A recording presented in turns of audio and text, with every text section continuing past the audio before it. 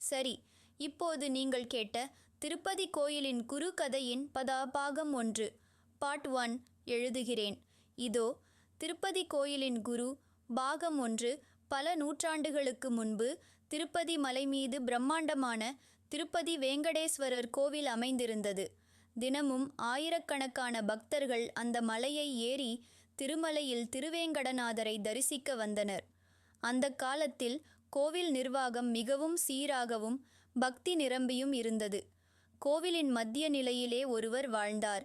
அவரை அனைவரும் குரு ஆச்சாரியர் என்று அழைத்தனர். குரு ஆச்சாரியர் ஒரு பெரிய பக்தி சிந்தனையாளர். வேதங்கள், உபனிஷதங்கள், திருமுறை நூல்கள் என அனைத்து ஞானங்களிலும் பிராமாண்டமான அறிவாளி. ஆனால் அவர் வாழ்க்கையின் சாரம் ஒன்றே: பக்தி இல்லாமல் எந்த ஞானமும் பலிக்காது. ஒவ்வொரு தினமும் காலையில் அவர் திருப்பதி மலையின் கீழே இருக்கும் பிள்ளைகளுக்கு வேதங்கள் மற்றும் பக்தி பாடங்களை பாடிக் கற்றுத் தருவார். பக்தர்களுக்கு தேவையான ஆலோசனைகளை வழங்குவார். அவருடைய வார்த்தைகளில் ஒரு அதிசய சக்தி இருந்தது. ஒருவர் அவர் கூறும் பாடங்களை மனதில் கொண்டு கேட்டால் அடுத்தடுத்த பிரச்சனைகள் அனைத்தும் விலகி சென்றுவிடும். ஒரு நாள் ஒரு சிறிய கிராமத்திலிருந்து சிறுவன் ஒருவன், அனந்தன், திருப்பதி மலையை நோக்கி பயணமானான். அவன் வாழ்ந்த கிராமம் கடுமையான வறட்சியில் மூழ்கியிருந்தது. தண்ணீர் கிடைக்கவில்லை, பயிர்கள் உலர்ந்தன, மக்கள் துன்புற்றனர்.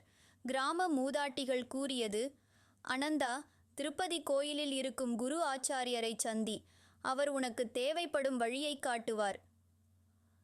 அனந்தன் தனது சிறிய காலடியால் கடினமான மலைப்பாதையை ஏறி பல நள்ளிரவுகளை கடந்து இறுதியாக திருப்பதி கோயிலின் வாயிலில் வந்து சேர்ந்தான்.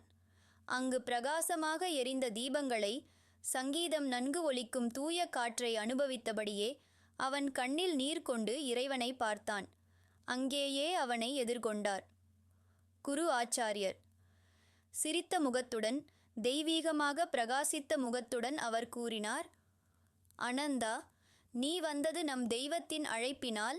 உன் பயணத்தின் உண்மையான நோக்கம் இப்போது தொடங்கும். அனந்தன் அதிர்ச்சியுடன் நின்றான். எப்படி சார், எனது பெயரை நீங்கள் எப்படி தெரிந்து கொண்டீர்கள் எனக் கேட்டான். குரு ஆச்சாரியர் சிறு புன்னகையுடன் கூறினார்: திருவேங்கடநாதரின் பார்வை எதையும் மறைப்பதில்லை பிள்ளையே. அங்கே ஆரம்பமானது அனந்தனின் அதிசய ஆன்மீக பயணம். தொடரும். விருப்பமா? நீங்கள் விரும்பினால் அதற்கு சிறிய டிவோஷனல் பேக்ரவுண்ட் டயலாக்ஸ் கூட சேர்க்கலாம்.